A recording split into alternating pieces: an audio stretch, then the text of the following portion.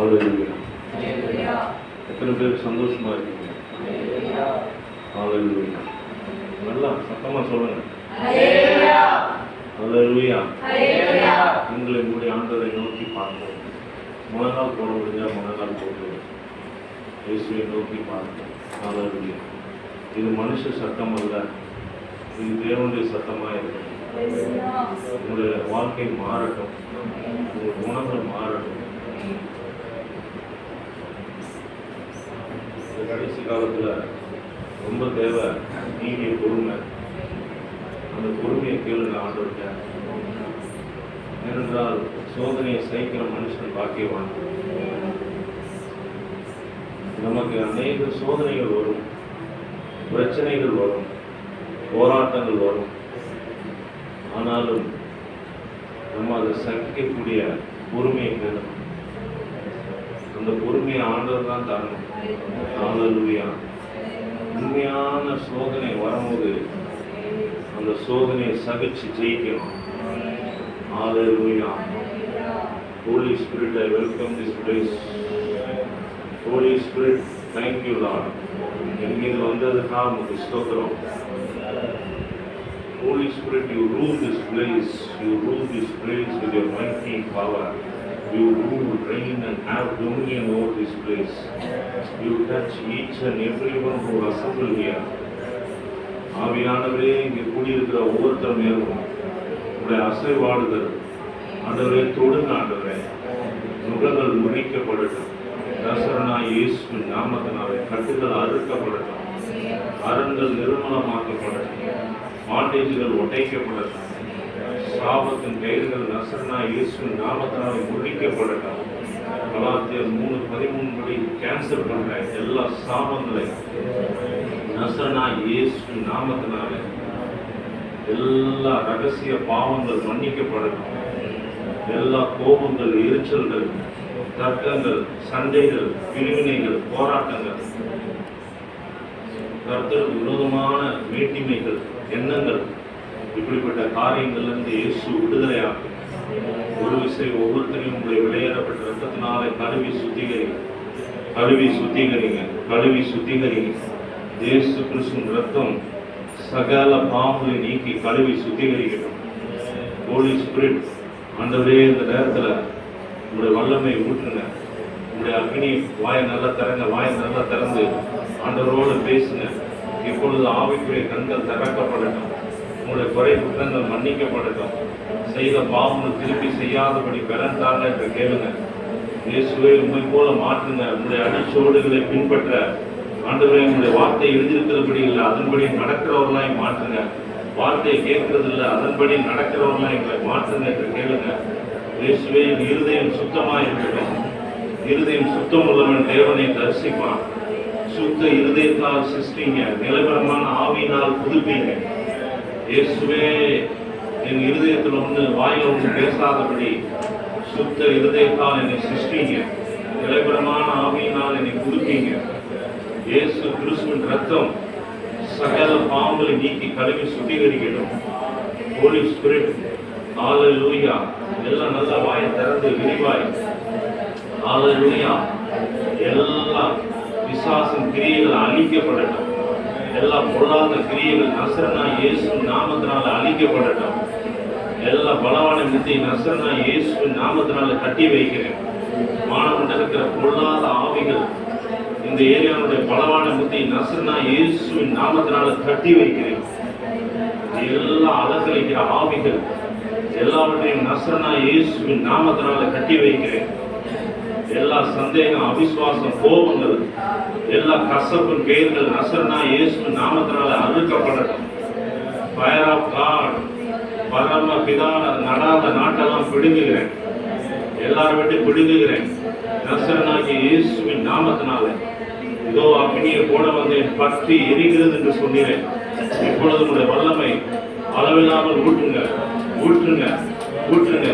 Glory, glory, வல்லமையை ஊற்றுங்க, ஊற்றுங்க, ஊற்றுங்க, ஊற்றுங்க, ஊற்றுங்க, ஊற்றுங்க.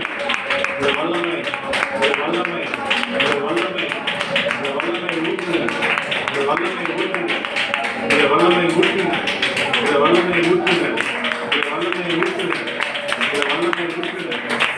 பெற்றுக்கோங்க, பெற்றுக்கோங்க, பெற்றுக்கோங்க, பெற்றுக்கோங்க, பெற்றுக்கோங்க, பெற்றுக்கோங்க. ஃபயர், ஃபயர், glory, அது மகிமை, மகிமை, மகிமை, ஃபயர், இன்னும், இன்னும், ஃபயர், இன்னும், இன்னும், fire, fire, fire, fire, fire, fire, fire.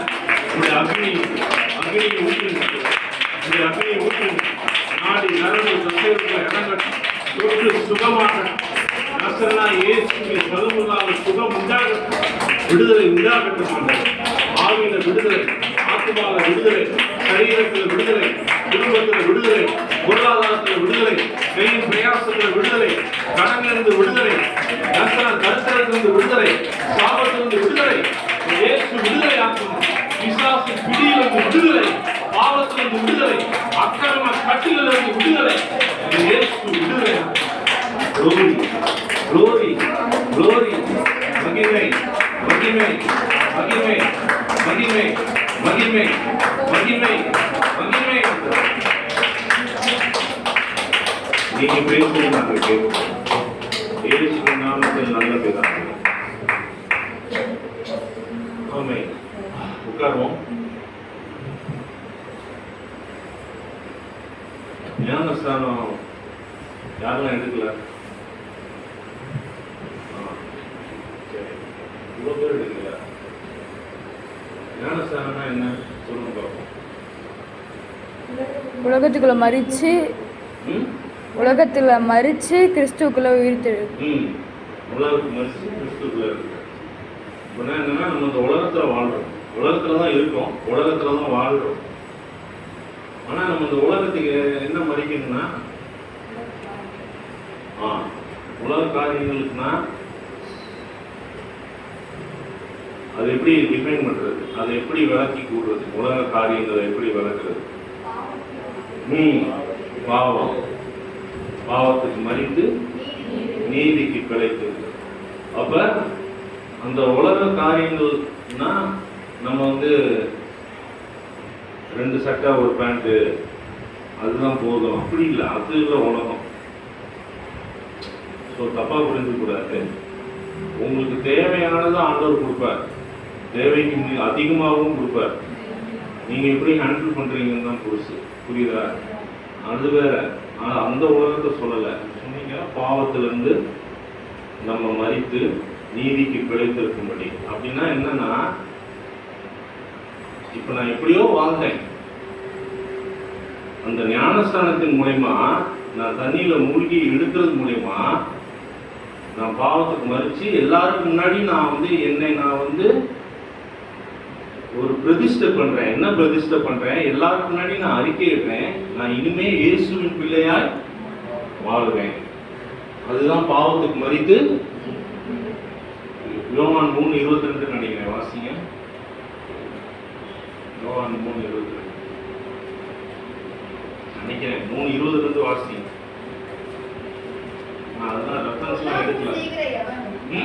கொல்லாமல் செய்கிற எவனும் ஒளியை பகைக்கிறான், தன் கிரியைகள் கண்டுபிடிக்கப்படாதபடிக்கு ஒளியினிடத்தில் வராதிருக்கிறான்.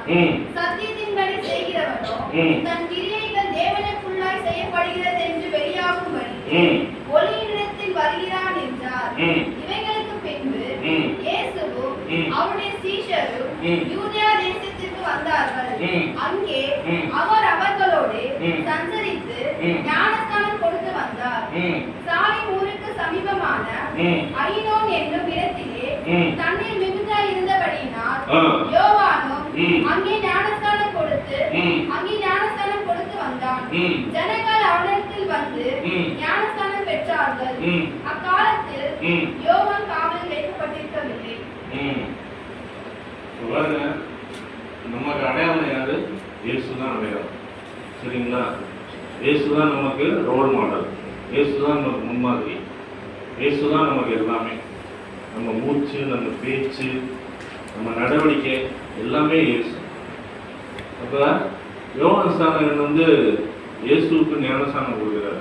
அவர் பாத ரட்சையாய் தொடர்றதுக்கு நான் தகுதி இல்லைன்னு சொன்னார். ஆனா இயேசு சொன்னாரு, நீ கொடுப்பா, அப்படின்னு சொல்லி கொடுத்து, எதுக்கு இயேசு எடுத்தார் தெரியுமா? இயேசு ஞானஸ்தானம் தேவையில்லை. இயேசுன்னா பாவம் பண்ணாரா? இயேசு பாவம் பண்ணாரா? இல்லை.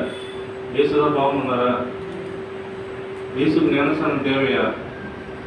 தேவையா இல்லையா? இல்லை. எதுக்காக எடுத்தாரு? அவர் ஒரு முன்மாதிரியை வைத்துட்டு போனார். என் அடிச்சோடுகளை பின்பற்றுங்க, என்ன மாதிரி நீங்க செய்யுங்க அப்படின்னு சொன்னார். சரிங்களா? அப்ப 4 வகையான ஞானஸ்தானம் இருக்கு. ஒன்று திருப்பு ஞானஸ்தானம், மூழ்கி எடுக்கிற ஞானஸ்தானம், அல்லது 3 வகையான ஞானஸ்தானம். அல்லது என்ன பண்ணுவாங்க? சொல்லுங்க, வேற என்ன இருக்கு? ஜோம் பண்ணி தண்ணியை வாயில ஊற்றி விட்டுருவாங்க. சரியா? பிறந்த குழந்தை அப்படி தெளிச்சு தண்ணியை வாயில ஊற்றும். பிறந்த குழந்தைங்க என்ன தெரியும்? பாவம், அது இன்னசென்ட். புரியுதா? இன்னசென்டா இருக்கும். ஒரு 8 வயசு வரைக்கும், 7 வயசு வரைக்கும். அதுக்கப்புறம் எல்லா விவரமும் தெரியாது. ஆனா அது வரைக்கும் அது குழந்தையா தான் இருக்கும், இன்னசென்டா, வெயிலியா இருக்கும். அதுக்கு பேர் ஞானஸ்தானம் கொடுத்தா அதுக்கு என்ன புரியும்? சரியா? 8 வயசுல இருந்து ஆரம்பிக்கும் சேட்டையை. அதுக்கப்புறம் 30 வயசு வரைக்கும் ஒரு சேட்டை பண்ணுவோம். அப்புறம் 30 வயசுல இருந்து ஒரு 40 வயசு வரைக்கும் ஒரு சேட்டை பண்ணுவாங்க. அப்புறம் 40 வயசுல இருந்து 50 வயசு வரைக்கும் ஒரு சேட்டை. அப்புறம் 60 வயசுல தான் கொஞ்சமாக ஆடும். இதுதான் மனுஷனுடைய போக்கு. ஆனா அப்படி இருக்கிற சின்ன குழந்தைக்கு புரியுமா ஞானஸ்தானம்னா என்னங்க? ஸோ ஞானம் வந்த பிறகு ஸ்தானம் எடுக்கணும். ஞானம் பிளஸ் ஸ்தானம். ஞானம் எப்போ வரும்? நல்லது கெட்டது தெரியும் போது ஞானம் வருது. எது நல்லது எது கெட்டது தெரியும் போது ஞானம் வருது. ஞானம் வந்த பிறகு நீங்களே உங்களை சப்மிட் பண்ணினா உங்களை தாழ்த்தி, ஆண்டவர் நான் ஒப்பு கொடுக்குறேன் வாழ்க்கைய அப்படின்னு நீங்க சொல்லும் போது என்ன அது? அதுதான் ஞானம். அது மூலமா நீங்க மற்ற மக்களுக்கு என்ன ஒரு டிக்ளரேஷன் சொல்றீங்கன்னா, பொதுவா எல்லாரும் முன்னாடி ஏன் இதை எடுக்கிறோம்னா என்ன சொல்றீங்கன்னா, இன்னில இருந்து நான் கிறிஸ்துக்குள்ள ஒரு புதிய பிள்ளையா ஆயிட்டேன், பழைய குணமெல்லாம் ஒளிந்து போயிடுச்சு. பழைய குணம்ன்றது குணம் ஒழிய மாட்டேங்குது.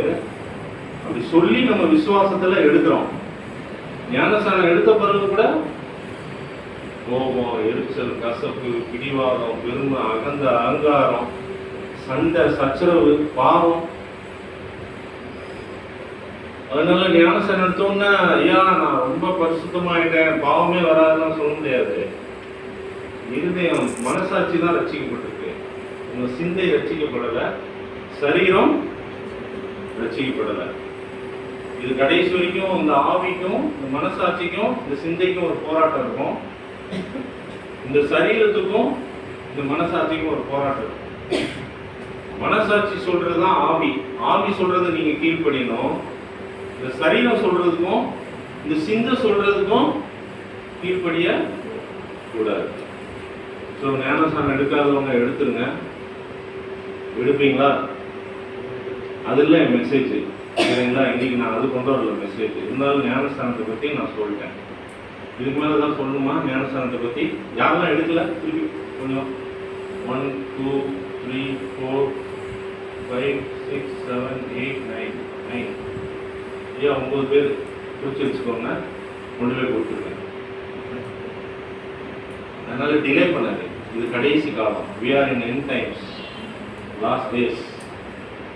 அவருடைய வருகை மிக சமீபமாய். ஏன்னா அதுக்கு வேண்டிய எல்லா காரியமும் நடந்தது. யுத்தங்களும் செய்திகளும் நோய்களும் புதிய புதிய நோய்களும் வந்துட்டு இருக்கு. அதனால நீங்க டிலே பண்ணிடுறாங்க. எந்த ஒருத்தர் வாரான்னாரு, நம்மளுடைய கிறிஸ்துவ குடும்பத்தில் தான் பிறந்தேன், எனக்கு ஞானஸ்தானத்தை பற்றிலாம் ஒன்றும் தெரியாது. ஆனால் ஒருத்தர் எந்த உண்மை அவர் எடுத்தாருன்னு தெரியல. அவர் பெங்களூரில் இருக்கார். நாங்கள் சவுதி அரேபியா தேசத்தில் வேலை செய்யும்போது அவர் சொன்னார், இயேசு ஞானஸ்தானம் எடுக்கும்போது புறா வந்து உட்கார்ந்துச்சு. அதே மாதிரி என் மேல ஒரு புறா வந்து உட்கார்ந்தா தான் நான் ஞானஸ்தானம் எடுப்பேன். இப்படிலாம் சொன்னா என்ன பண்ணுறேன்? நல்ல மனுஷன், அவர் நல்ல ஒழுக்கமான மனுஷன். பால் அவர் பேரு, பெங்களூர்ல இருக்காரு. அவர் சொன்னாரு என் மேல புறா வந்து உட்கார்ந்தா தான் ஞானஸ்தானம். அவர் நல்ல ஒழுக்கமான மனுஷன். கிறிஸ்து ஆண்டவர் மேல நல்ல ஒரு பயமுள்ள ஒரு மனுஷன். பரிசுத்தாவின் அபிஷேகம் அதெல்லாம் ஏன்னா அவன் சிஎஸ்ஐ அதெல்லாம் சொல்லி தரல. புரியுதா உங்களுக்கு? நான் சொல்றது புரியுதா? ஆனா மீதி டிசிப்ளின் லைஃப், எந்த கெட்ட பழக்கமும் கிடையாது. சிகரெட்டு, குடி, தண்ணி, இல்லை விபச்சாரம் எதுவுமே கிடையாது. ஆனா நல்ல ஒழுக்கமா ஃபேமிலி, நல்ல 2 பிள்ளைங்க நல்லா தான் வளர்த்தாரு. ஆனா இதுல அவருக்கு நம்ப முடியும். இயேசு எடுக்கும்போது புறா வந்துச்சு. அது மாதிரி அது சினிமாவில் புறா வந்துச்சு, உண்மையிலே வந்திருக்கு. ஆனால் அது சினிமா எடுக்கும்போது அது ரொம்ப ஃபோட்டோகிராஃபிக்காக ரொம்ப எடிட்டிங் பண்ணி நல்லா மிக்சிங்லாம் கொடுத்து அழகாக அது புறா வந்து உட்கார்ற மாதிரி. நான் சொன்னேன் ஒரு புறா வேணால் ஏற்பாடு பண்ணி அந்த நேரத்தில் வந்து உட்கார்ற மாதிரி உங்கள் தோளில் உட்கார்ற மாதிரி நீங்கள் கண்ணை முடிஞ்ச வச்சு பிடிச்சி விட்டுருலாம். அதுக்கு சிரிச்சார் அவர் பயங்கரமாக. இல்லை புறா அங்கேருந்து வரணும் அப்படின்னாரு. அது நான் என்ன பண்ணுறது? புரியுதா? இல்லை இப்படிலாம் இருக்காங்க. ஞானஸ்தானத்துக்கு எடுக்காத அளவுக்கு இந்த மாதிரிலாம் பதில் சொன்னா நான் என்ன பதில் சொல்றேன்? புரியுதா? ஆவிக்குரிய கண்கள், இந்த 5 புலன்கள் இல்லை. இந்த கண்ணு, மூக்கு, வாய், நாக்கு, இந்த சரீரம் இல்லை, 5 புலன்கள். 6வது கண்ணு திறக்கப்பட்டாதான் இந்த அறிவு வந்தாதான் எடுக்க முடியாது ஞானஸ்தானம். இல்லைன்னா ஞானஸ்தானம் எடுக்க முடியாது. பாவத்துக்கு மறித்து நீதிக்கு பிழைத்திருக்கிறோம்னா அது ஒரு வேறு பிரிக்கப்பட்ட ஒரு வாழ்க்கை. சரிங்களா? புரியுதா? ஸோ அந்த 9 பேரை எடுத்துக்கொள்வோம். ரோமர் 4ஆம் அதிகாரம் 5ஆம் அதிகாரம் சாரி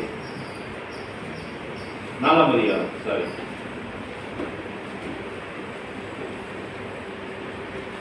தலைப்பு என்னன்னா, அவர் நிறைய பேசிப்பாரு, இருந்தாலும் நான் பேசுறேன். உங்க பாஸ்டர் பேசிப்பாரு, இந்த தலைப்புல நிறைய பேசிப்பாரு. இந்த தலைப்பு சொல்லுங்க பார்ப்போம், என்ன தலைப்பா இருக்கும். நீங்களே ஒரு கெஸ் பண்ணுங்க பார்ப்போம். ஒரு தீர்க்க தரிசனம் சொல்லுங்க. இங்க யாராவது வெளிப்பாடு சொல்லுங்க, என்ன தலைப்பா இருக்கும் சொல்லுங்க. யாராவது சொல்லுங்க. சரி, அவங்க சொன்னாரு. யாராவது சொல்லுங்க பார்ப்போம். பைபிள் கிளாஸ், இது யூத் மீட்டிங், சண்டே தேவன் பண்ண வாக்கு தத்துவம் நிறைவேறும். இங்க என்னாச்சு? பைபிளே நோட்டல செல்ல, நானும் செல்ல பைபிள் தான். அதேதான், பரவாயில்ல. சொல்லுங்க, என்ன இது, என்ன சொல்லுது? இரட்டைத்தனையாக குருத்தாரம் போட்டு நல்லா பாட்டுக்காங்க. சொல்லுங்க. இரட்டைத்தனமாக ஆசீர்வாதம். என்னது? யோபு இரட்டைத்தனமாக ஆசீர்வாதம். யாரு?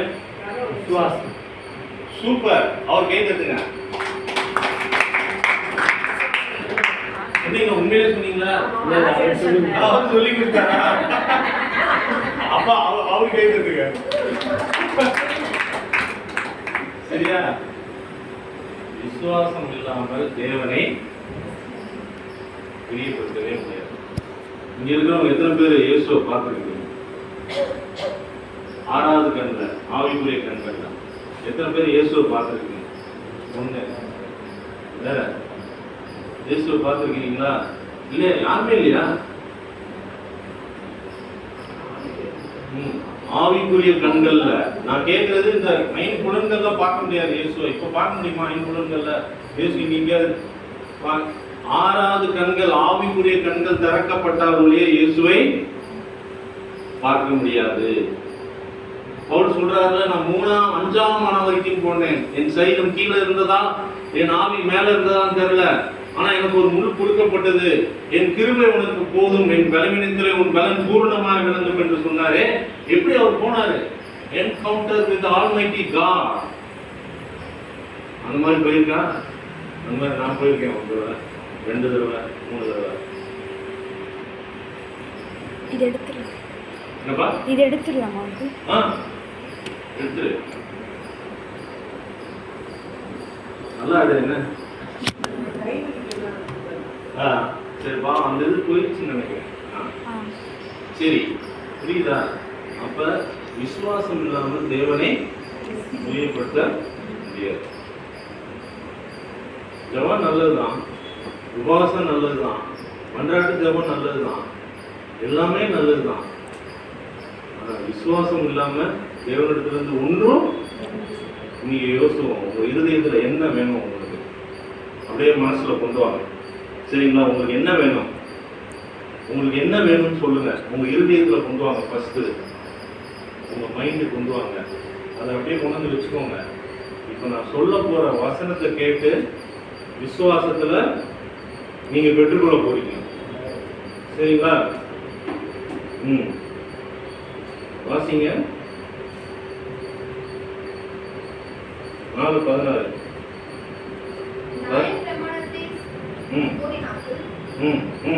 நியாயப்பிரமாணத்தை சார்ந்தவர்கள் சுதந்திரவாளிகளினால் விசுவாசம் வீணாய் போகும், வாக்குத்தத்தமும் அவமாகும். மேலும் நியாயப்பிரமாணம் கோபாக்கினை உண்டாக்குகிறது. சாரி, 18 இருந்து வாசிங்க. ரொம்ப நேரம் புறம்பாயிருக்கும் என்று சொல்லப்பட்டபடியே நான் அநேக சாதிகளுக்கு தகப்பனானவரை நம்புகிறதற்கு ஏதுவாயில்லாதிருந்தேன். இதுதான் ஆண்டவர் என்ன பேசினார்.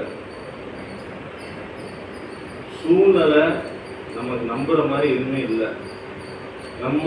நம்ம செய்யற வேலையும் நம்ம வாழ்க்கையில முன்னுக்கு வருவோன்ற நம்பிக்கை நமக்கு இல்லை. புரியுதா புரியலையா? என்ன வேலை செய்றீங்க? நம்ம குடும்ப பேக்ரவுண்டும் நம்ம நம்பி முன்னுக்கு வருவோன்ற நம்பிக்கையும் இல்லை. ஒருத்தர் சொன்னாங்க, எனக்கு இவ்வளவுதான் சம்பளம், நீங்க என்ன விசுவாசம்ன்றீங்க, அது எப்படி நடக்கும் அப்படின்னா நடக்காது. விசுவாசம் என்பது உங்களுடைய ஐம்புலன்கள் உங்க மூளையில சிந்திச்சு உங்க சிந்தையில கொண்டு வந்து பண்ற காரியம் கிடையாது.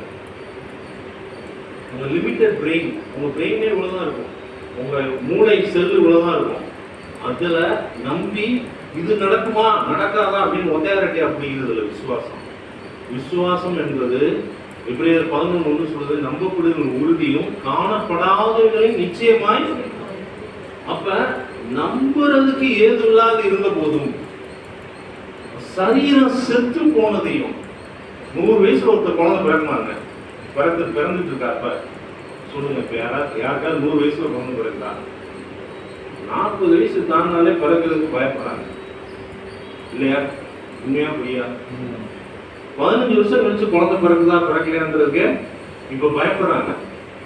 100 வயசுல ஒரு ஆள் குழந்தை பிறக்குமா? அதுதான் விசுவாசம். And seems to be impossible. அதாவது எல்லாமே நம்பிக்கை இல்லாத சூழ்நிலை இருக்கும் போதுதான் நீ நம்பிக்கையோட விசுவாசிக்கணும். உன் வாழ்க்கையில இவ்வளவுதான் வருமானம் வருது, இவ்வளவுதான், இதுக்கு மேல எப்படி போகும் நீங்க கேட்கறீங்கன்னா அவ்வளவுதான் வரும், அவ்வளவுதான் வரும். புரியுதா புரியலையா? புரியுதா புரியுதா? புரிஞ்சவங்க அழகியா சொல்லுங்க. உங்க பிரெயினை கொண்டு வந்து இதுல யூஸ் பண்ணீங்கன்னா விசுவாசம் வேலை செய்யாது. ஆனா பிளைண்டா இயேசு என்னை ஆசீர்வதிப்பார், என்னை உயர்த்துவார், நான் என் சூழ்நிலை மாறும், என் கடன் பாரம் நீங்கும், என் தரித்திரம் நீங்கும், என் பாவத்திலிருந்து ஒரு விடுதலை கிடைக்கும், என் கட்டுதல இருந்து விடுதலை கிடைக்கும், என் தரித்திரத்திலிருந்து ஒரு விடுதலை கிடைக்கும், என் போராட்டத்துக்கு ஒரு விடுதலை கிடைக்கும் அப்படின்னு சொல்லி விசுவாசித்தீங்கன்னா ஆண்டவர் பார்ப்பாரு. எவ்வளோ போராட்டம், எவ்வளோ பிரச்சனை, ஜானேரி முளம் சறுக்குது, அப்படிப்பட்ட போராட்டம் இருக்கும்போது என்னைய நம்புறாங்க, இவங்க என்னைய விசுவாசிக்கிறாங்க அப்படின்னு சொல்லி இதை பேசும்போதே என் மீது அப்படியே ஒரு வல்லமை இறங்கிக்கிட்டே நான் உணர்றேன். இதை நான் பேசும்போதே என் மீது அவருடைய வல்லமை இறங்குது. அப்படியே தலையில இருந்து கால் வரைக்கும் இறங்குது. என் சரீரம் முழுவதும் ஒரு வல்லமை இறங்குது. ஏன்னா அவரை நான் உயர்த்துறேன், அவரை புகழ்றேன். நான் சம்பாதிச்சேன், நான் சாதிச்சேன்றது நான் சொல்ல வரல. இல்லையா? ஆண்டவரே உங்களுடைய கிருபையினால எனக்கு விசுவாசத்தை வர்த்திக்க பண்ணுங்க, என் விசுவாசத்தை விரிவாக்குங்க. தம்பி அதை நான் அந்த போனை பிக்ஸ் பண்றதுக்கு அதை விரிச்சுட்டு இருந்தேன் பாருங்க. ஒரு எலாஸ்டிக் வந்து இவ்வளவு தூரம் தான் விரியுதுன்னா அதோடைய அளவுகோல் அவ்வளவுதான். ஆனா விசுவாசம் அப்படியே பெரிய பெரிய பெரிய பெரிய பெரிய விரிஞ்சு பெருசா ஆகுதுன்னு வச்சுக்கோங்க, உங்களுக்கு அதன்படி உங்க வாழ்க்கை இருக்கும். ஆனா விசுவாசம் இல்லைன்னா ஒண்ணுமே அவர்கிட்ட இருந்து பெற்றுக்கொள்ள முடியாது. உபவாசத்துல பெறுறது விசுவாசத்துல அப்படியே தட்டி விட்டு பெற்று பெற்று போயிட்டே இருக்கும். புரியுதுங்களா?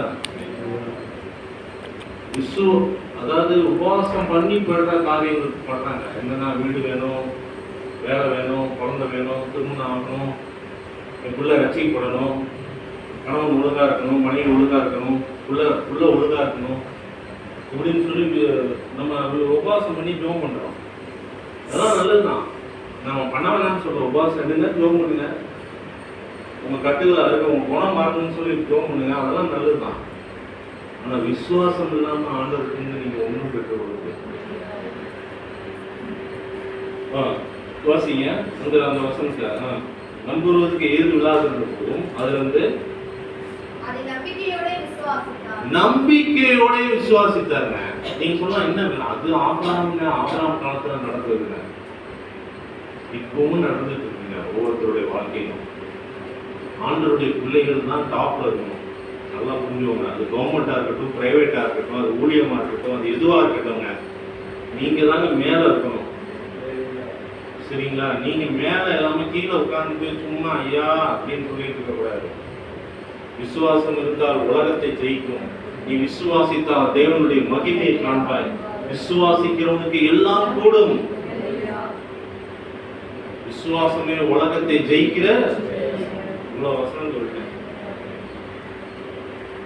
நம்ம வந்து ஐயா அப்படின்னு சொல்லிட்டு ஐயா நான் படிக்கலையா, நான் வந்து இந்த வேலை தான் பார்க்குறேயா, ஐயா படித்தவங்க தான் எல்லாம் முதலமைச்சராக இருக்காங்க ஐயா. இப்போ எம்ஜிஆர் எத்தனாம் கிளாஸ் படித்தாரு? எம்ஜிஆர் எத்தனாம் கிளாஸ் படித்தாரு? மூணாவது. ரெண்டாவது காமராஜர் எத்தனாம் கிளாஸ் படித்தாரு? 3ஆம் கிளாஸ். கருணாநிதி எந்த கிளாஸ் படித்தாரு? 10ஆம் கிளாஸ். ஜெயலலிதா அம்மா எந்த கிளாஸ் படித்தாங்க? 10ஆம் கிளாஸ். நாட்டை ஆண்டுட்டு இருக்காங்க. யோசிச்சுப்பாரு. மோடி என்ன படிச்சாரு? அவருக்கே தெரியாது. ரயில்வே ஸ்டேஷன்ல டீ சப்ளை பண்ணுவார். இன்னைக்கு பாரு எல்லாரையும் கண்ட்ரோல் பண்ணிட்டு உட்காந்து. இப்போ நீங்க விசுவாசித்தால் இனி யூதரை பார்த்தீங்கன்னா சரி, யூதர்கள் தெரியுமா? யூதர் யாரு? அதான் அந்த புக்கு. அவங்க இல்லாம அது கிறிஸ்டியானிட்டி கிடையாது. அவங்க இல்லாம அவங்க தான் நம்ம முப்பாட்டினர். ஆனா ஒருத்தன் கூட ஏழையா இருக்க மாட்டான். ஒருத்தன் கூட வாழ்க்கை உடஞ்சு போயிருக்காரு. முதல்ல 5 புக்கை நம்புறாங்க. ஆதியாம், யாத்திராம், லேவியாம், என்ன உபாகம், அவ்வளவுதான் நம்புறாங்க. பணக்காரனா இருக்கான். அமெரிக்கா வால் ஸ்ட்ரீட்டே ஆட்டி படைக்கிறான். அமெரிக்கா பிரசிடென்ட் ட்ரம்புக்கே அட்வைஸ் பண்றான். எதுக்கு? ஒண்ணுமே சொல்ல ஆண்டவர். ஆதியாம் 12 சொன்னார், நான் உன்னை ஆசீர்வதிக்கிறவனே உன்னை சபிக்கிறவனே. முடிஞ்சு போச்சு. அவனை யாரெல்லாம் சபிக்கிறாங்களோ எல்லாம் சபிக்கப்பட்டவனா ஆயிட்டான். ஆனா அவங்க ஆசீர்வதிக்கிற நாடு எதெல்லாம் அது ஆசீர்வாதமா ஆயிட்டே வருது. ஒரே ஒரு கவர்னன்ட், ஒரே ஒரு உடன்படிக்கை, ஆபிரகாமோட பண்ண உடன்படிக்கை நிமித்தம் இன்னைக்கு உலகத்திலே அவங்க தான் டாப் மோஸ்ட் போஸ்ட். எல்லா சயின்டிஸ்டும் இந்த ஃபேஸ்புக் வச்சிருக்காங்கல்ல, அவர் யாரு? அவர் ஜூ. வெளியே சொல்லிக்க மாட்டாங்க. ஏன்னா ஹாலோகாஸ்ட்னு ஒன்று நடந்துச்சு. ஜெர்மன் ஹிட்லர் உலகத்தையே ஆட்டி படிச்சு எல்லாரையும் கொண்டுட்டு இருந்தார். இந்த ஹிட்லர் யூதர்களை கொண்டு குடித்தார். ஏன்னா அவங்க மேல வராங்கன்னு சொல்லி அவர் குடிக்கல. இந்த நண்டு கதை தான். என்ன கதை? தமிழ்நாட்டு நண்டு என்ன பண்ணணும்னா, ஒரு நண்டு மேல இருக்கும், பின்னாடி நண்டு காலை பிடிச்சி இழுத்து விடுமா. தமிழ்நாட்டு நண்டு அந்த கதை தான். ஹிட்லருக்கு பிடிக்கல. தன்னோட மேல ஒரு ஆள் மேல வந்துடக்கூடாதுன்னு சொல்லிட்டு யூத ஜனங்களை நசுக்கி ஹாலோகாஸ்ட்ன்ற பேர்ல கொண்டு குவிச்சார். சாப்பாடு போடாம பட்டினிலையும் பஞ்சத்திலையும். அதெல்லாம் படிச்சு பாருங்க அந்த டாக்குமெண்ட்ரிலாம். ஆனா ஆபிரகாம் விசுவாசித்தார். ஆபிரகாமுடைய சந்ததி தான் நம்ம கிறிஸ்து. ஆபிரகாமுடைய சந்ததி கிறிஸ்து. கலாத்தியர்ல எழுதியிருக்கு. அந்த கிறிஸ்துவின் சந்ததி தான் நம்ம விசுவாசிச்சு நம்ம முன்னுக்கு வராம ஐயா ஒரு வைத்து கஞ்சும்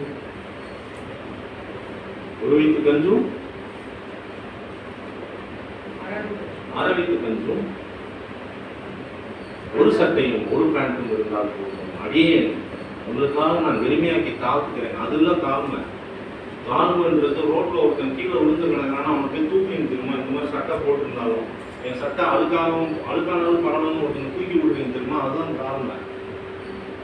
இப்போ மலையில நடந்துட்டு இருக்கேன், நடுரோட்டில் குளிச்சு வெறிச்சு படுத்துக்கிறதா இங்கே ராஜு சேர்த்து முன்னாடி நான் தூக்கி கொண்டு போய் சர்ச்சில் உட்காரு. அதுதான் தாழ்மை. அடுத்தவங்க யாரும் பார்க்குறாங்களோ பார்க்கலையோ நம்ம ஆக்ஷன், நம்ம நடைமுறை, நம்ம செயல்ல காட்டுறது தான் தாழ்மை ஒழிய மீதியெல்லாம் இந்த இந்த உபதேசம்லாம் தாழ்மை சொல்றேன். ஸோ என்ன பண்ணுங்க, விசுவாசம் இல்லாமல் நீங்க எதையும் ஆண்டவருக்கு கற்றுக்கொள்ள முடியாது. முதலே சொல்லிட்டு உங்க இருதயத்தை ரெடியா வைங்க. என்ன பண்ணுங்க, என்ன வேணுமோ கேளுங்க, என்ன வேணா கேளுங்க. இன்னும் பரிசுத்தமாகணும், இன்னும் அன்பாக மாறணும், இன்னும் நீதியா இருக்கணும், இன்னும் மனத்தாழ்மையா இருக்கணும், இன்னும் மனதுருக்கம் எனக்கு வேணும், இன்னும் இறக்கம் எனக்கு வேணும், ஆவியின் கனிகள் எனக்குள்ள இருக்கணும். அன்பு, சந்தோஷம், சமாதானம், நீடிய பொறுமை, தயவு, நற்குணம், சாந்தம், விசுவாசம், நிச்சயம் வேணும். எனக்கு இன்னும் உங்களுடைய ஆசீர்வாதம் வேணும், இன்னும் உங்களுடைய தயவு வேணும், ஒத்தாசை வேணும், உங்களுடைய காரணியம் என்ன மூடணும். உங்களுடைய கிருபை எனக்கு ஒவ்வொரு நாளும் அதிகமாக்கி கொடுங்க, எனக்கு ஒரு விசுவாசத்தை இன்னும் பெருசாக்குங்க. அப்படி கேட்கும் போது என்ன ஆகும்னா, வாசிங்க. அவன் விசுவாசத்திலே பலமானாய் இருக்கவில்லை. அவன் ஏறக்குறைய இல்ல விசுவாசத்துல நல்லா வாசிங்க. பலவீனமாய் இருக்கவில்லை. நீங்க தமிழை மாத்திட்டீங்களே. அவன் ஏறக்குறைய 100 வயதுள்ளவனாய் இருக்கும்போது தன் சரீரம் செத்து போனதையும் சாராளுடைய கர்ப்பம் செத்து போனதையும் எண்ணாதிருந்தான். தேவனுடைய வாக்குத்தத்தத்தை குறித்து அவன் அவிசுவாசமாய் சந்தேகப்படாமல். நல்லா கவனிங்க, விசுவாசம் என்பது ஏதோ ஒரு நாள் நான் விசுவாசத்துக்கு நாளைக்கு நடக்கல, அதை நீங்க சொல்லிட்டு போயிட்டீங்க. நீங்க என்ன செய்தி 17 இன்னைக்கு நீங்க பாட்டு விசுவாசம் சொல்லிட்டு போயிட்டீங்க. நான் ஒரு மாசம் நம்பினேன், எதுவும் நடக்கல, என் வாழ்க்கை மாறல. நான் 2 மாசம் நம்பினேன், நடக்கல. ஒரு 3 மாசம் நம்பினேன், நடக்கல. 4 மாசம் நம்பினேன், நடக்கல. 6 மாசமா நம்பிட்டு இருக்கேன், எதுவுமே நடக்கல. 1 வருஷமா நம்புறேன், நடக்கல. அப்படின்னா அது ஆண்டவர் பார்த்து கிடையாது. ஆண்டவர் மேல அவர் எதுக்குமா உங்களை பார்க்கிறாரு? ஏதோ ஒரு காரியத்துக்காக மாத்திரம் அவரை நம்புறீங்களா? புரியுதா? விசுவாசம் என்பது தொடர் பிரயாணம். கடைசி மூச்சு இருக்க வரைக்கும் அவரை நம்பணும், அவரை விசுவாசிக்கணும் எல்லாத்துக்கும். ஒருவேளை நீங்க இன்னைக்கு இருதயத்துல கொண்டு மைண்ட்ல கொண்டு நீங்க கேட்கறது உடனே உங்களுக்கு கிடைக்காம இருக்கலாம். குயவன் கையில களிமண் மாதிரி ஆண்டவர் நம்மளை ஷேப் பண்ணிட்டு இருக்காரு. ஷேப் பண்ண புரியுதா? அதாவது வணைந்துட்டு இருக்காரு நம்மள. உங்க விசுவாசத்தை வர்த்திக்க பண்ணுகிறார். அப்புறம் வாசிங்க பார்ப்போம். மார்க் 11, 22, 23 எனக்கு ரொம்ப பிடிச்ச வசனம். ஒருத்தர் எபிரேயர் 12, 2, 3 எடுத்து வச்சுக்கோங்க. இல்ல மார்க் 12, 11, 22.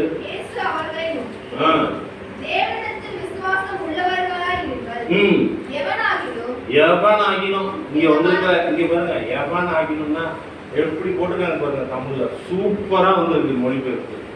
யாராகினும், நீங்க யாராகினும், நாங்க ஒன்லி ஊழியக்காரர் மட்டும் இல்ல, எங்களுக்கு மட்டும் வரி வழக்கு இல்ல, சரிங்களா?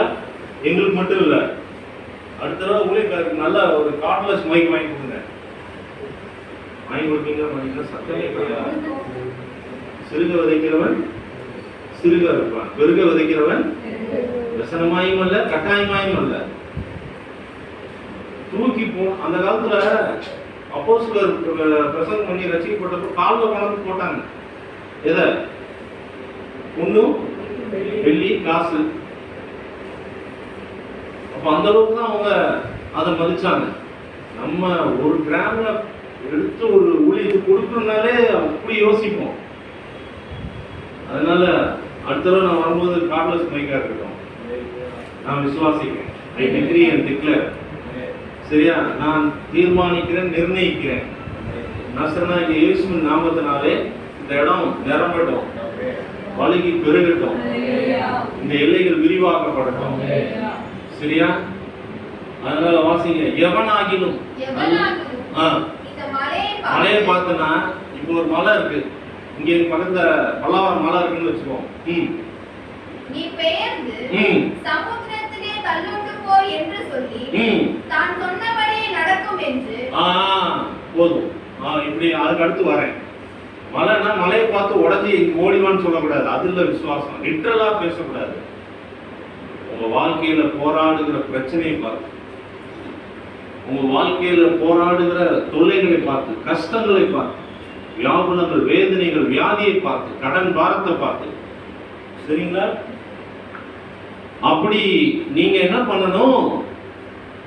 உங்க வாழ்க்கையில வருகிற நெருக்கங்களை பார்த்து, உங்க வாழ்க்கையில வருகிற அவிசுவாசங்கள், சந்தேகங்களை பார்த்து, பாவத்தை பார்த்து, அக்கிரமத்தை பார்த்து என்ன சொல்லணும்? எவனாகிலும் இதெல்லாம் பெயர்ந்து தள்ளுபடி. என்ன வாசிங்க திருப்பி. எவனாகிலும் மலையை பார்த்து இந்த மலையை பார்த்து நீ பெயர்ந்து சமுத்திரத்திலே தள்ளுண்டு போ. அப்ப இதெல்லாம் ஆண்டவர் பிரியமில்லாத எல்லாம் சமுத்திரத்திலே தள்ளுண்டு போ என்று சொல்லி நான் சொன்னபடியே நடக்கும் என்று தன் இதயத்தில் சந்தேகப்படாமல் விசுவாசித்தார். இருதயத்திலே சந்தேகப்படாமல் விசுவாசித்தார். அவன் சொன்னபடியே ஆகும் என்று மெய்யாகவே உங்களுக்கு சொல்லுகிறேன். அப்ப நீங்க சொன்னது நடக்குமா நடக்காதா? புரியலையா? புரியுதா? புரியுதா? இதான் என்ன புரியுது சொல்லுங்க.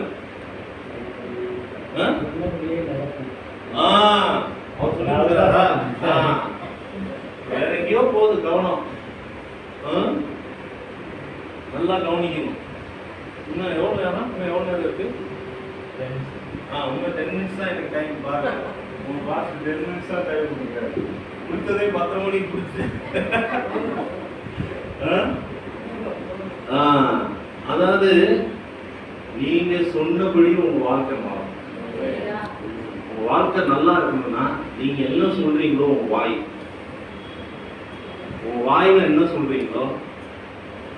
சில நேரத்துல நம்ம சூழ்நிலையெல்லாம் பார்த்தா வாய் நல்லது சொல்லாத மாதிரி தான் இருக்கு. ஆனா அந்த நேரத்திலையும் கூட மரணம் ஜீவனும் நாவி எல்லாம் தெரியுது. ஆனா நம்ம யூஸ் பண்றோமா? வாயை கரெக்டா பயன்படுத்துறோமா? இந்த வாயில தான் வல்லமை வச்சிருக்காரு. வெளிச்சம் உண்டாக கடவுள் என்று தேவன் முதலாவது வெளிச்சமே இல்லாம இருளும் ஒழுங்கின்மையுமா இருந்த உலகத்தை வாயை திறந்து சொன்னார், வெளிச்சம் உண்டாக கடவுள். ஒரு செஞ்சுரியன், இயேசுவை அறியாதவர், ஐயா நீங்க ஒரு வார்த்தை சொல்லுங்க, என் வேலைக்காரன். வாய்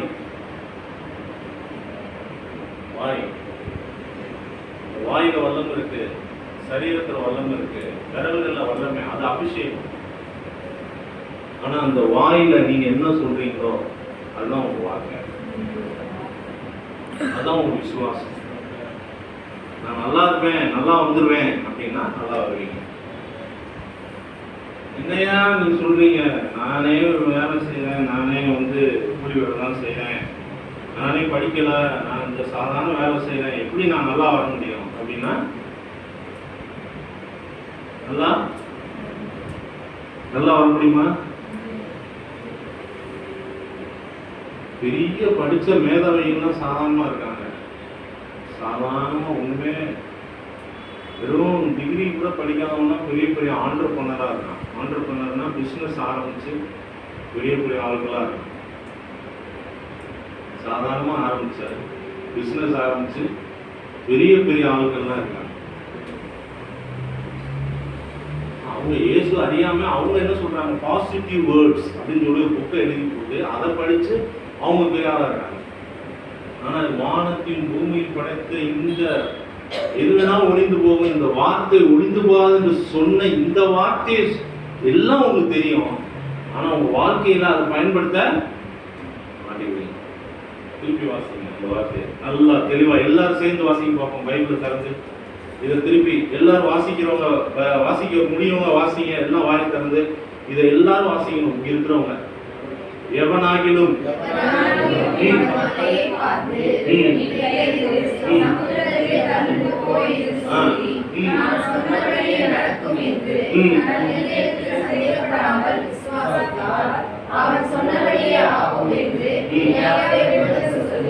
மெய்யாகவே சொல்லிட்டாருன்னா பைபிள்ல ரொம்ப ஜாக்கிரதையா வாசிக்கணும்.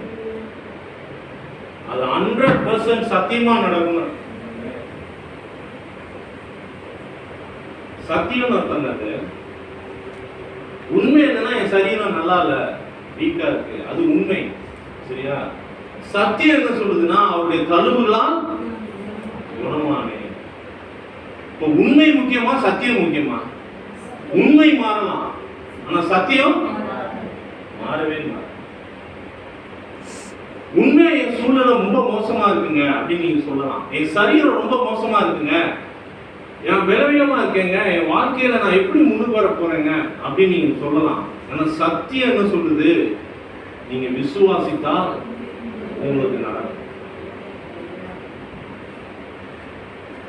எல்லாரோடையும் ஆண்டவர் பேசுறாருன்னு நான் நம்புறேன். ஏன்னா உங்களுக்காக நேற்று நைட்டு நான் ஜெபம் பண்ணேன். எனக்கு எத்தனை பேர் வரீங்கன்னு தெரியாது, ஆனா நான் ஜெபம் பண்ணேன். பொதுவாக ஒரு இடத்துக்கு போறேன்னா அதுக்கு முன்னாடி அவங்களுக்காக நான் ஜெபம் பண்ணேன். அவரும் ஜெபம் பண்ணிருக்கேன். 11 மணிலேருந்து 2 மணி வரைக்கும் ஜெபம் பண்ணேன்னு சொன்னாரு. ரொம்ப சந்தோஷம். புரியுதா? புரியுதா உங்களுக்கு? திருப்பி ஆலோசனை எல்லாரும் நீங்க எவனாகின்ற உங்க பேரை போட்டுக்கோங்க. அதுல உங்க பேரை வச்சு சொல்லுங்க பாப்போம். உங்க பேரை வச்சு சொல்லுங்க. தமிழ் பேசுவீங்கல்ல, படிக்குது பரவாயில்ல. அவர் சொல்றது உங்க பேரை சொல்லி சொல்லுங்க. எவனாகின்ற உங்க பேரை போட்டுக்கோங்க. வாசிங்க. சுந்தரராஜன் என்னைய நான் வாசிங்க. உங்க பேரை வாசிங்க. நல்லா சத்தமா.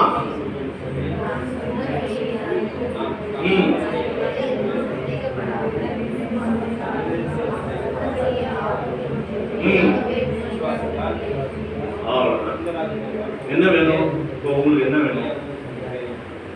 இப்ப விசுவாசம் வந்துச்சா வரலையா? இப்ப என்ன வேணும்? என்ன வேணும்? என்ன வேணும்னு கேட்கிறேன். என்ன வேணும்? என்ன வேணும் வாழ்க்கையில? விசுவாசம். ஓரளவு வந்துருச்சு. வா, கை தட்டுங்கப்பா. சரியா? உங்களுக்கு வந்துச்சா? வந்துருச்சு. நீங்க எல்லாருக்கும் வந்துச்சா? வந்துருச்சா? வந்துருச்சா? உங்களுக்கு வந்துச்சா? இங்க வந்துருச்சா? வந்துருச்சா? வந்துருச்சா? ஒழியக்கூடாது. வந்துருச்சா? வந்துருச்சா? வந்துருச்சா? பாட்டி, அந்த பாட்டி வந்துருச்சா? வந்துருச்சா? வந்துருச்சா? வந்துருச்சா? வரலையா? வந்துருச்சா? எபிரேயர் 11 வாசிக்க முடிச்சிடலாம். 2, 3, 4. அதனாலே முன்னோர்கள் சாட்சி பெற்றார்கள். எதனால? அதனால. நல்லா வாசிங்க தெளிவா. அதனாலே முன்னோர்கள் முதல்ல வாசிங்க. முதல் விசுவாசமானது நம்பப்படுகிறவைகளின் உறுதியும் காணப்படாதவைகளின் நிச்சயமா இருக்கிறது. அதனாலே முன்னோர்கள் நற்சாட்சி பெற்றார்கள். விசுவாசத்தினாலே நாம் உலகங்கள் தேவனுடைய வார்த்தையினால் உண்டாக்கப்பட்டது என்றும் இவ்விதமாய் காணப்படுகிறவைகள் தோன்றுகிறவைகளால் உண்டாக்கவில்லை என்றும் அறிந்திருக்கிறோம். விசுவாசத்தினாலே ஆபேல் காயினுடைய பலியிலும் மேன்மையான பலியை தேவனுக்கு செலுத்தினார். போதும். ஆபேல் காயினுடைய பலி மேன்மையான பலியை செலுத்தினாரு. அப்பவே கொலை பண்ணிட்டாங்க. பொறாம இருக்கா? பொறாம இருக்கா? இன்னும் முடிக்கல. பொறாம இருக்குல்ல? பொறாம இல்லையா? பயங்கரமா பொறுத்துவாங்களா இருக்காங்க. பொறாம இருக்கா? இல்லையா? கொஞ்சம் இருக்கா அப்பா அவர் கை தட்டுங்க, உண்மையை சொல்றாரு. அப்படி இருக்கணுங்க, போல்டா சொல்லணுங்க. ஆமா இருக்கு. பொறாம இருக்கா? நிறைய இருக்கு. கொஞ்சம் இருக்கா? பொறாம இருக்கா? இல்ல இருக்கா? இருக்கு இருக்கு இருக்கு இல்லையா? பரவாயில்லையே. இருக்கு இருக்கு இருக்கு இருக்கு இருக்கு இருக்கு இருக்கு. அப்ப ஆபேல் காணிக்கை செலுத்த அண்ணன்காரன் பொறாமப்பட்டு போட்டு இருக்கான். நம்ம ஊர் பாஷையில் பேசுறதுனா அப்பவே ஆரம்பிச்சிச்சு கொலை. இன்னைக்கு பார்க்குற கொலையெல்லாம் ஒண்ணுமே இல்லை. அந்த கொலை இந்த கொலைன்னு பேப்பர்ல வருது, அதெல்லாம் ஒண்ணுமே இல்லை. முதலே கொலை பண்ணிட்டான். புரியுதுங்களா? அப்ப அந்த குணத்தை நம்ம விட்டு நீக்க முடியாது. ஜோம் பண்ணுங்க சரியா? நான் அதான் சொன்னேன், நம்ம சிந்தை ரசிக்கப்படலை, நம்ம சரீரம் ரசிக்கப்படலை. இந்த குணமெல்லாம் மாறணும். அந்த குணம் மாற மாற விசுவாசம் அதிகமாகும், அவர் மேல நம்பிக்கை அதிகமாகும், விசுவாச எல்லை விரிவாக்கப்படும். எல்லாம் உங்களுக்கு என்ன கேட்டீங்களோ கொடுப்பாருங்க. வாசிங்க. ஆபேல் வாயினுடைய பலியிலும் மேன்மையான பலியை தேவனுக்கு செலுத்தினார்.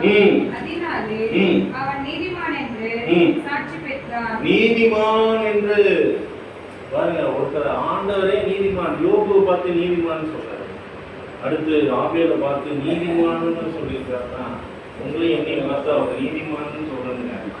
நம்ம செயல்னால நம்ம நீதிமான் இல்லை, அல்லது நம்ம ஜெபிக்கிறதுனால உபவாசம் இருக்கிறதுனால தசமா காணிக்கை கொடுக்கறதுனால இல்லை. அவரு நமக்கு சர்டிஃபிகேட் கொடுக்கணும். இதெல்லாம் செய்யுங்க, இதெல்லாம் வேண்டாம்னு சொல்ல. ஆனா உங்க இருதயம் எப்படி இருக்கோ அதை பார்த்து அவரு உங்களுக்கு நீதிமான்னு சர்டிஃபிகேட் கொடுக்கணும். நீங்க ஸ்கூல்ல சர்டிஃபிகேட் கொடுக்குறாங்க, பாஸ் மெரிட், காலேஜ்ல பாஸ் மெரிட் எல்லாம் கொடுக்குறாங்க. ஆனா அவரு கொடுக்குற சர்டிஃபிகேட் தான் மேலான சர்டிஃபிகேட். அது கூட விசுவாசத்துல தான். இப்ப புதிய பாடல புதிய உடன்படிக்கை உள்ள விசுவாசிகள் நீங்கள் நீதிமான், நீங்க உங்களை விசுவாசிக்கணும். முழு ஞானஸ்தானமே பெற்றதுக்கு அப்புறம் நான் நீதிமான் சொல்லணும். அப்புறம் போய் டீ கடையில் உட்காந்து எம்ஜிஆர் என்ன சொன்னாரு, காமராஜர் என்ன சொன்னாரு, ரஜினி என்ன சொன்னாருன்னு பேசக்கூடாது. அதெல்லாம் நம்ம பேச கூடாது, தேவையற்ற பேச்சு. வாசிங்க. அவனுடைய காணிக்கைகளை குறித்து தேவனே சாட்சி கொடுத்தார். தேவனே சாட்சி கொடுக்கிறார். இப்ப நீங்க கொடுக்கிற காணிக்கையை யார் சாட்சி கொடுக்கணும்? அதனால நிறைய போடுங்க. என் கையில இருந்தாதான் போடுவேன் அப்படின்றீங்களா? அதுதான் விசுவாசம். நான் ஒரு என் பர்ஸ்ல ஒரு காலேஜ்ல படிச்சேன், பைபிள் காலேஜ். அப்ப என்கிட்ட 200 ரூபாய் 300 ரூபாய் இருந்துச்சு. நான் சொல்றது ரொம்ப வருஷத்துக்கு முன்னாடி, 2003 2004 முன்னாடி, ஒரு 20 வருஷத்துக்கு முன்னாடி வச்சுக்கோங்க. நாங்கள் கிராமம், அந்த ஈசிஆர் ரோட்டில் கிராம ஊழியம் பண்ண விட்டாங்க இந்த பைபிள் காலேஜ். அப்போ ஒரு வீட்டுக்கு போனால் அவங்க சொல்கிறாங்க, அவங்க ஃபேமிலியில் உங்களுக்கு காசே இல்லையா, காலையில் டிஃபன் சாப்பிட்ற கூட காசு இல்லை அப்படின்னு சொல்லி அவங்க சொல்கிறாங்க. நான் எனக்கு இருக்கிறத எடுத்து அப்படியே கொடுத்துட்டேன். அப்போ கூட இருக்கிற அந்த பைபிள் காலேஜில் எவ்வளோ படித்த பசங்க, அந்த காலேஜில் நான் தான் ஸ்டூடெண்ட்ஸ் இதில் லீடராக. அப்போ இப்படி அப்புறம் அடுத்த நம்ம ஒரு ஒரு ட்ரிங்க்ஸு கொக்கோகோலா குடிக்கணும், பெப்சி குடிக்கணும்னா கூட காசு இல்லையா, அந்த ஆண்டவர் பார்த்துக்கிறார். புரியுதா? கொடுக்குற பணம் இருக்கும், அதிகமாக கொடுத்தோம், கொடுக்கணுமா மாட்டாங்க. கொடுக்குறத பற்றிலாம் அதிகமாக சொல்லுங்க, அப்போதான் அதை பற்றி தெரியும். நான் போல்டாக சொல்லுவேன், அதெல்லாம் சொல்லக்கூடாது. ஆனால் போல்டாக பேசுவேன், சரிங்களா? அதனால இப்போ உங்க காணிக்கை கொடுத்து அவர் சாட்சி கொடுக்கணும். அடுத்த வருஷம் முடிச்சிட அவன் மரித்தும் இன்னும் பேசுகிறார். விசுவாசத்தினாலே ஏனோக்கு மரணத்தை காணாதபடிக்கு எடுத்துக் கொள்ளப்பட்டான். ஏனோக்கை பத்தி இவ்வளவுதான் எழுதியிருக்காங்க. இவ்வளவுதான் அது நம்ம கத்தோலிக்க பைபிள்ல நம்ம தான் தள்ளுபடி ஆகணும்னு சொல்லி இது பண்ணிட்டாங்க. நான் கத்தோலிக்க பைபிள்ல நிறைய அவரை பற்றி. ஏனோக்கு கிட்டத்தட்ட 300 வருஷம் தேவனோடு சஞ்சரித்தார். 300 வருஷம். அவர் கல்யாணம் பண்ணி பிள்ளைங்களாம் இருக்கு. ஆனால் ஆண்டவருக்கும் அவருக்கும் ஒரு ஐக்கியம், அப்படி ஒரு ஜபம், அப்படி ஒரு வாழ்க்கை. அது சஞ்சரிக்கும் போது தான் ஆண்டவர் பார்த்தாரு, என் மரணத்தை பார்க்க அவனை வாழ்ந்து கூப்பிட்டாரு. டக்குன்னு மேலே பார்த்துட்டார். அப்படிப்பட்ட ஒரு நல்ல ஒரு வாழ்க்கை. சரிங்களா? அடுத்து தேவன் அவனை எடுத்துக்கொண்டபடியினாலே அவன் காணப்படாமல் போனான். காணப்படாமே போயிட்டார். அவன் தேவனுக்கு பிரியமானவன் என்று அவன் எடுத்துக்கொள்ளப்படுவதற்கு முன்னமே சாட்சி பெற்றான். விசுவாசம் இல்லாமல் தேவனுக்கு பிரியமா இருப்பது கூடாத காரியம். நம்ம எல்லாரும் எழுந்து நிற்கலாமா? நம்ம எல்லாரும் எழுந்து நிற்கலாம். விசுவாசம் இல்லாமல், அது அப்படியே வாசிங்க. விசுவாசம் இல்லாமல் வாசிங்க. விசுவாசம் இல்லாமல் தேவனுக்கு பிரியமா இருப்பது கூடாத காரியம். பாருங்க, நீங்க கேட்கலாம், உடனே ஒரு வசனம் யாராவது நல்லா வசனம் தெரிஞ்சவங்க கேட்கலாம், ஐயா தீர்க்க தரிசனம் குறை உள்ளது, புண்ணிய பாஷையும் குறை உள்ளது, விசுவாசம் குறை உள்ளது, அன்பே பெரிது அப்படின்னு எழுதியிருக்கேன். ஆமா, அன்பு இல்லாமல் விசுவாசம் வர. தேவன் மேல அன்பு இருந்தாதானே உங்களுக்கு விசுவாசமே வரும். புரியுதா? தேவன் மேல உங்களுக்கு அன்பு இருந்தா உங்களுக்கு விசுவாசம் வந்துடும். அதனால விசுவாசம் இல்லாமல் தேவனை சரி. அதனால இன்னைக்கு நம்ம எல்லாரும் கண்களை மூடி கரங்களை உயர்த்தி என்ன வேணுமோ உங்க இருதயத்துல கொண்டு வாங்க. Hallelujah. Rabba, Rabba, Rabba, Rabba, Rabba, Rabba. Oh, Riba, Rabba, Rabba, Rabba, Rabba, Rabba. Oh, Rabba, Rabba, Rabba, Rabba, Rabba, Rabba. Oh, Rabba, Rabba, Rabba, Rabba, Rabba. எல்லாம் என்ன வேணுமோ, இன்னும் அன்பா இருக்கணும், இன்னும் மனத்தாழ்மையா இருக்கணும், இன்னும் நீடிய பொறுமையா இருக்கணும், இன்னும் பொறுமை வேணும், இன்னும் பொறுமை வேணும். ஓ ராபா ஹாபா ஹாபா ஹாபா. எல்லாம் கேளுங்க, எனக்கு இன்னும் என்னை ஆசீர்வதிங்க, என் நிலைமையை மாத்துங்க, என் சரீரத்துல சுகம் கொடுங்க, என் கடன் பாரத்தை நீக்குங்க, என் தரித்திரத்தை எடுத்து போடுங்க, என்னை சாபத்திலிருந்து விடுதலை ஆக்குங்க, என் வீட்டு பிரச்சனையிலிருந்து விடுதலை ஆக்குங்க, குடும்ப பிரச்சனையிலிருந்து விடுதலை ஆக்குங்க, பிள்ளை பிரச்சனையிலிருந்து விடுதலை ஆக்குங்க, பல விதமான பிரச்சனைகள் இருந்து என்னை விடுதலை ஆக்குங்க. இயேசுவே கூப்பிடுங்க, கூப்பிடுங்க, கூப்பிடுங்க. Hallelujah. ஆண்டவர் கர்த்தரை ஸ்தோத்திரம். பேசுற ஒரு வார்த்தைக்காக கர்த்தரை ஸ்தோத்திரம் பண்ணலாம்.